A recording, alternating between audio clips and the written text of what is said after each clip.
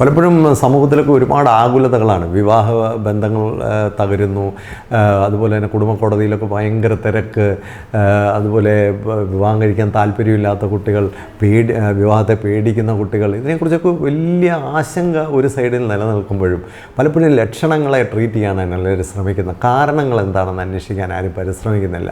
അടിസ്ഥാനപരമായ കാരണങ്ങളെ ട്രീറ്റ് ചെയ്തെങ്കിൽ മാത്രമേ ഇതിൽ നിന്നും നമുക്കൊരു മോചനമുള്ള ഒരു റിവേഴ്സൽ നമുക്ക് സൃഷ്ടിക്കാനായിട്ട് സാധിക്കുള്ളൂ. അതിനെക്കുറിച്ചാണ് ഈ വീഡിയോ സംസാരിക്കുന്നത്.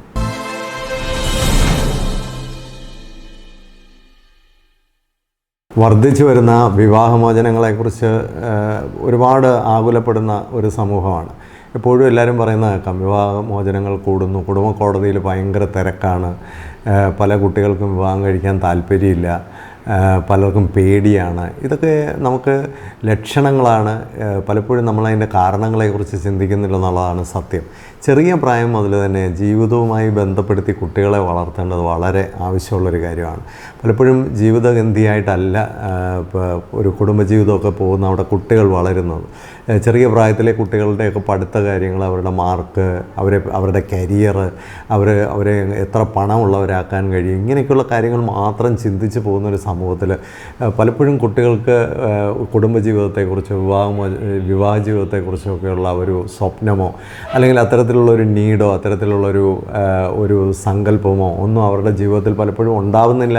അത് ചർച്ച ചെയ്യാനുള്ള അവസരങ്ങളും ഉണ്ടാവുന്നില്ല. ഇനി വിവാഹമൊക്കെ നടന്നു കഴിഞ്ഞാൽ തന്നെ അത് പ്രണയ വിവാഹം ആയിക്കോട്ടെ, ആലോചിച്ചുള്ള വിവാഹങ്ങളായിക്കോട്ടെ, ഏതുതരം വിവാഹങ്ങളാണെങ്കിലും കണ്ടമാനം വിവാഹങ്ങൾ ഇപ്പോൾ തകർന്നുകൊണ്ടിരിക്കുന്നത്. അതിൻ്റെ കാരണങ്ങളിലേക്ക് നമ്മൾ ഒന്ന് ചെല്ലേണ്ടത് വളരെ ആവശ്യമാണ്. ഏറ്റവും പ്രധാനമായിട്ട് ബാല്യത്തിൽ തന്നെ കുട്ടികളെ സന്തോഷമുള്ളവരായി വളർത്താൻ നമുക്ക് കഴിയണം.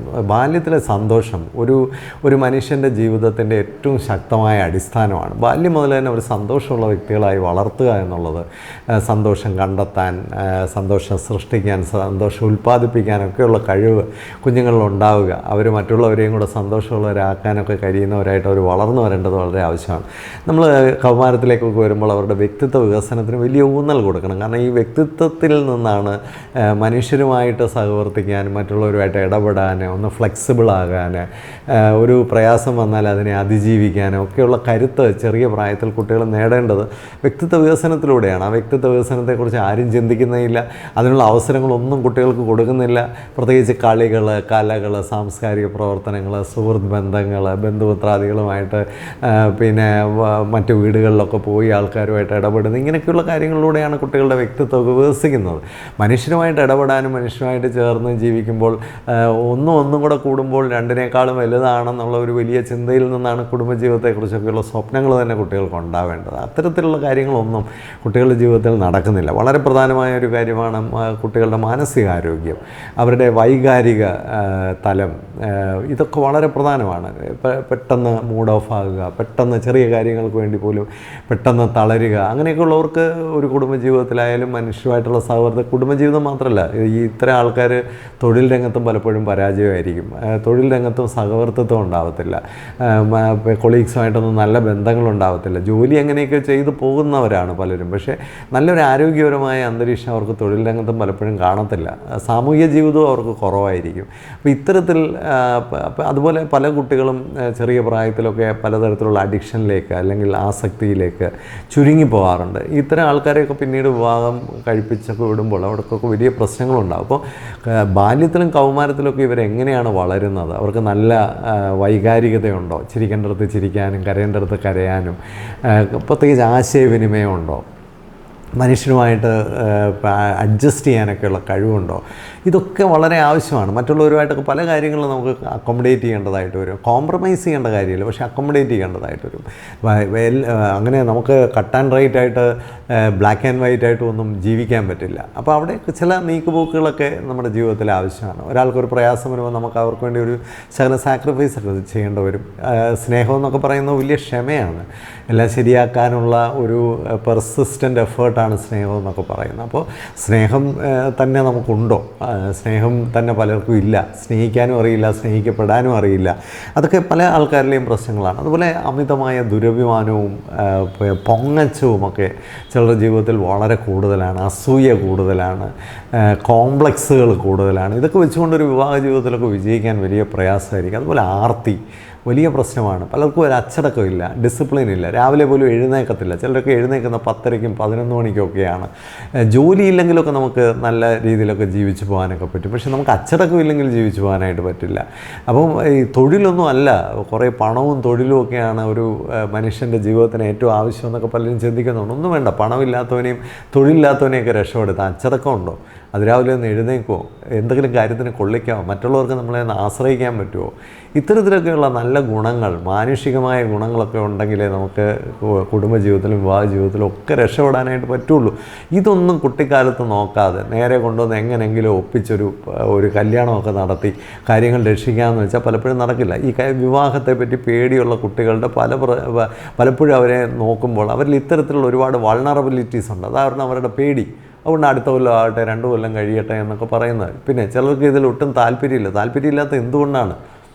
കാരണം ഈ കിട്ടാൻ പോകുന്ന ആൾ ഇതുപോലുള്ള വൈകല്യങ്ങളുള്ള ആളായിരിക്കും എന്നുള്ള പേടിയാണ്. അങ്ങനെയുള്ള ഒരുപാട് ജീവിതങ്ങൾ അവർ കണ്ടതിൻ്റെ പശ്ചാത്തലത്തിലാണ് അവർ പേടിക്കുന്നത്. അപ്പോൾ ഇതൊക്കെ ചെറുപ്പക്കാരെ കുറ്റം പറഞ്ഞിട്ടൊന്നും കാര്യമില്ല.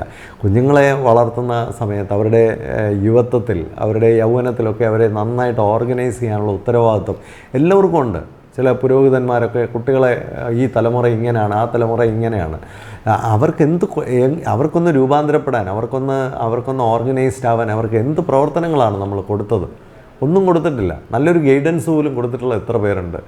കുട്ടികൾക്ക് ചെറിയ പ്രായത്തിലൊക്കെ അവർക്ക് ആവശ്യം ധാരാളം ചർച്ചകളാണ്. ഇത്തരം കാര്യങ്ങളിലൊക്കെ ഓപ്പണായിട്ടുള്ള ചർച്ചകൾ വേണം. ഇൻസൈറ്റ് മിഷൻ ഇപ്പോൾ പുതിയതായിട്ട് രൂപകൽപ്പന ചെയ്ത ഒരു പ്രോഗ്രാം തന്നെ ഡിസ്കഷനാണ്. ചർച്ച ചെയ്യുക, അവരുടെ ചോദ്യങ്ങളെയൊക്കെ എൻ്റർടൈൻ ചെയ്യുക, അവരുടെ ഉള്ളിലുള്ള മനസ്സിലുള്ള ആംബിഗ്വിറ്റീസൊക്കെ ഒന്ന് ക്ലിയർ ചെയ്യാനുള്ള അവസരങ്ങളുണ്ടാക്കുക. അത്തരം ഓപ്പണായിട്ടുള്ള ചർച്ചകൾ, അതൊക്കെയാണ് ഇനിയുള്ള കാലത്ത് ചെറുപ്പക്കാരുടെ ഇടയിലൊക്കെ വേണ്ടത്. എങ്കിലേ അവരെ നമുക്ക് കൂട്ടിക്കൊണ്ടുവരാൻ പറ്റുള്ളൂ. പലരും പറയാറുണ്ട്, പിള്ളേരെയൊന്നും വിളിച്ചാൽ വരില്ല. എന്തുകൊണ്ടാണ് വരുന്നത്? എന്തിന് വരണം? അവർ വന്നാൽ അവർക്ക് എന്താ അവിടെ കിട്ടുന്നത്? ഒന്നും കിട്ടുന്നില്ല. അവരെ ഡെവലപ്പ് ചെയ്യാനുള്ള ഒരു പ്രവർത്തനങ്ങളും എങ്ങും നടക്കുന്നില്ല. അതുകൊണ്ട് കുറേ ലക്ഷണങ്ങളുടെ പുറകിന് പോയിട്ട് കാര്യമില്ല. കാരണങ്ങളെ അന്വേഷിച്ച് പരിഹരിച്ചെങ്കിൽ മാത്രമേ നമുക്ക് രൂപാന്തരങ്ങൾ വരുത്താനായിട്ട് സാധിക്കുള്ളൂ. എന്തെങ്കിലും ഒരു പ്രീ മാരിറ്റൽ കൗൺസിലിംഗ് എന്നൊക്കെ പറഞ്ഞ് തട്ടിക്കൂട്ടി 2-3 ദിവസത്തെ എന്തെങ്കിലും പരിപാടി, കരിയറിൽ പ്രോബ്ലം ഉള്ളൊരു കുട്ടിയുടെ കുടുംബജീവിതം തകരാൻ സാധ്യതയുണ്ട്. കുടുംബജീവിതത്തിൽ പ്രശ്നങ്ങളുണ്ടെങ്കിൽ കരിയർ തകരാൻ സാധ്യതയുണ്ട്. ഇപ്പോൾ വ്യക്തിത്വത്തിൽ പ്രശ്നങ്ങളുണ്ടെങ്കിൽ ഇത് രണ്ടും നടക്കാതെ പോകാൻ സാധ്യതകളുണ്ട്. അപ്പോൾ ഇതൊക്കെ സമഗ്രമായി ഓർഗനൈസ് ചെയ്യുകയും ബലപ്പെടുത്തുകയും പിന്നെ അവർക്ക് ആശ്രയിക്കാൻ കൊള്ളാവുന്ന ചില ലൈഫ് ഗൈഡൻസ് പ്രവർത്തനങ്ങൾ സമൂഹത്തിൽ ആവശ്യമാണ്. അത്തരം പ്രവർത്തനങ്ങൾ തന്നെ ഇല്ല. ഇനി ഉണ്ടെങ്കിൽ തന്നെ അതിനെയൊന്നും പ്രോത്സാഹിപ്പിക്കുന്നില്ല.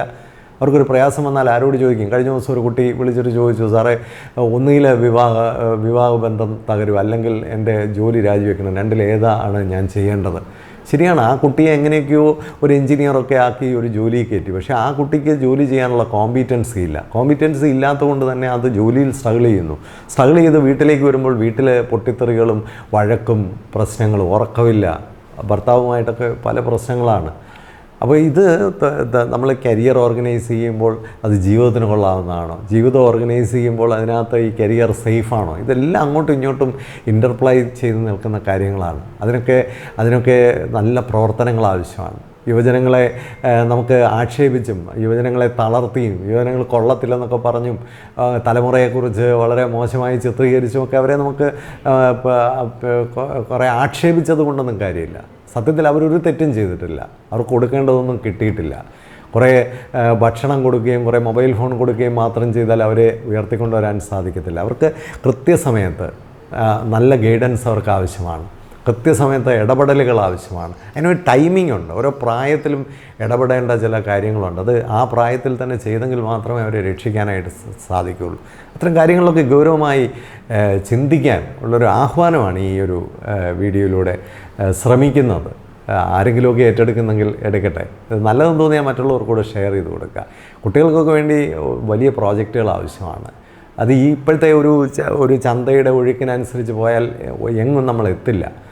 അതിന് ചില തിരുത്തലുകൾ ശക്തമായി നടത്തിയെങ്കിലേ സാധിക്കുള്ളൂ. അതിന് മനസ്സുള്ള കുറച്ച് പേരെങ്കിലും മുമ്പോട്ട് വരട്ടെ എന്ന് ആത്മാർത്ഥമായി ആഗ്രഹിക്കുന്നു, പ്രാർത്ഥിക്കുന്നു. Thank you so much.